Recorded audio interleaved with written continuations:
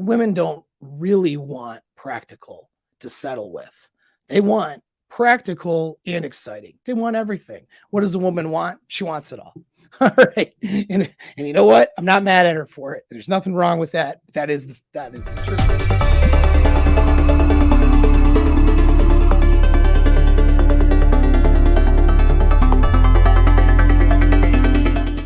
Let's look at a few biases.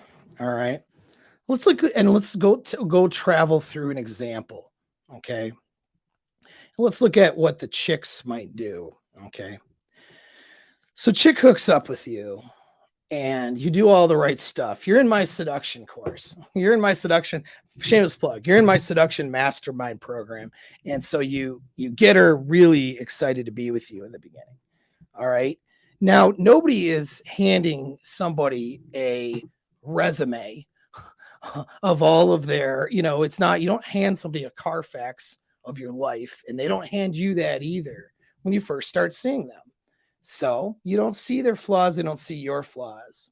And if you're doing seduction properly, you're just having a great time, right? And you're just being together. And in the state of being without any of the other BS, okay, your flaws, your past, your quirks, her quirks, with all that stuff, you're just being.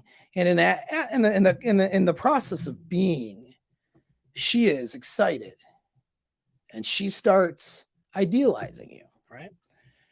Her sexual excitement, her genuine burning desire, well, that causes her to put you on a level. And then your quirks, mistakes, small failures, things like that, well, those get rationalized away, right? This is what she does. This is what you do too, but this is definitely what she does. And this is called a positive confirmation bias. She sees the good in you and she conveniently ignores the flaw. Well, I won't say the bad, but I'll say the flaws, the flawed.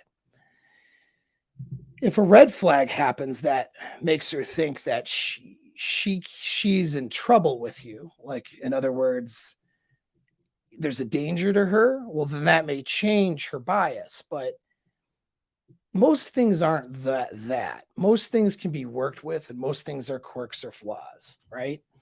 We're all flawed in some ways.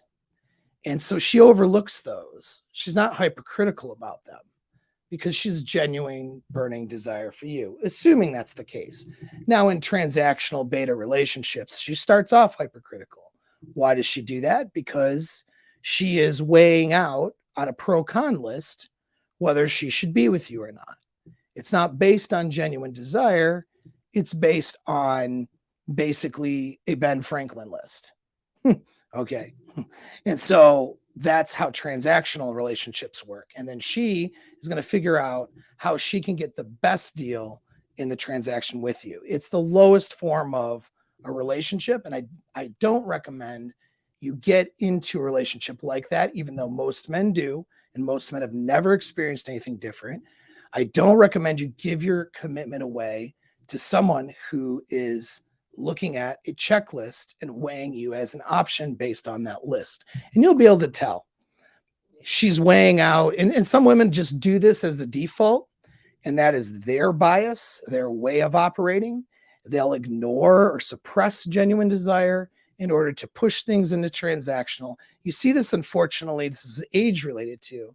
You'll see this with women who are a little bit older, late 30s, 40s, and so on. They feel like they don't have any time left. They've made a series of mistakes. And so now this is their attempt to be mature and practical. Unfortunately, they're ruining desire, not just for themselves, but for their partner. And if they end up in a relationship, it ends up being practical rather than exciting. And women don't really want practical to settle with. They want practical and exciting. They want everything. What does a woman want? She wants it all. All right. And you know what? I'm not mad at her for it. There's nothing wrong with that. That is the truth.